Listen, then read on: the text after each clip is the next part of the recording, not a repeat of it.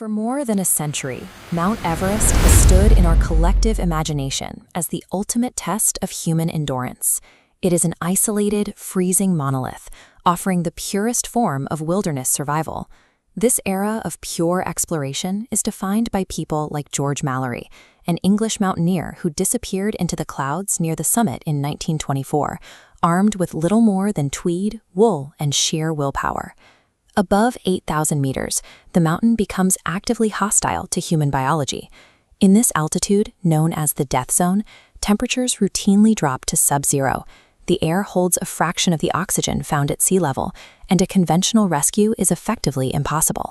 Because of these extreme conditions, climbers who succumb to the elements stay exactly where they fall.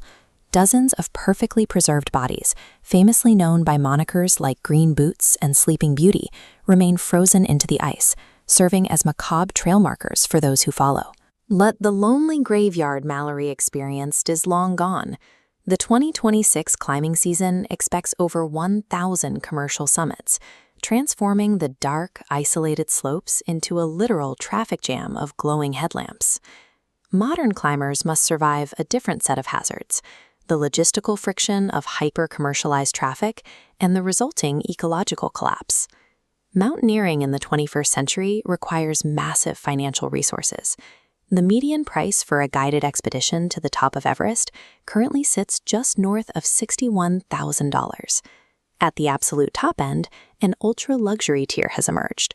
For anywhere from $150,000 to $300,000, climbers receive private certified guides, sleep in heated dome tents, and breathe from a virtually unlimited supply of supplemental oxygen. At the opposite end of the spectrum, budget operators offer trips hovering around $40,000. To hit that price point, they operate on razor-thin margins, significantly reducing the number of support staff on the mountain. This chart plots expedition fatalities against the price paid. Notice the data clusters on the left. Out of 26 recent deaths, 23 occurred in expeditions priced below the median.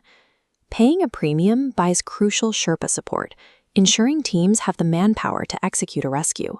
The statistical reality is striking.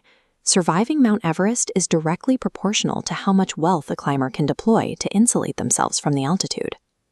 Bringing thousands of wealthy tourists and their necessary support staff to the Himalayas creates a sprawling physical footprint. Base Camp now resembles a vibrant, high-density city built entirely of nylon. This temporary city produces massive amounts of waste.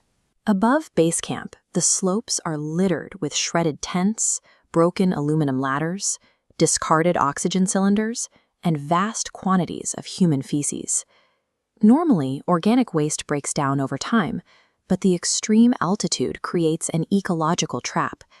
At -2 degrees Celsius, natural decomposition completely stops, causing decades of waste to permanently freeze into the landscape. Now, rising global temperatures are breaking that freeze. The mountain's historic glaciers are actively shrinking and thinning, melting ice that has been stable for centuries. As the ice structures thaw, generations of perfectly preserved trash and human waste are washing out. This polluted runoff threatens the freshwater supplies of the local villages situated below, directly increasing the risk of waterborne diseases like cholera. Commercial activity has transformed this high-altitude ecosystem into an actively thawing biohazard. Reversing this ecological damage requires bringing heavy industry and strict regulation directly into the death zone.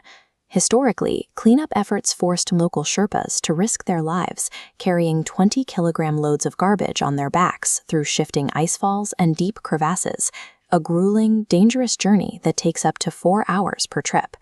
Today, commercial heavy lifting drones are taking over the hazardous work. These massive multi-rotor units can transport over 280 kilograms of garbage from Camp 1 down to Base Camp in just 6 minutes.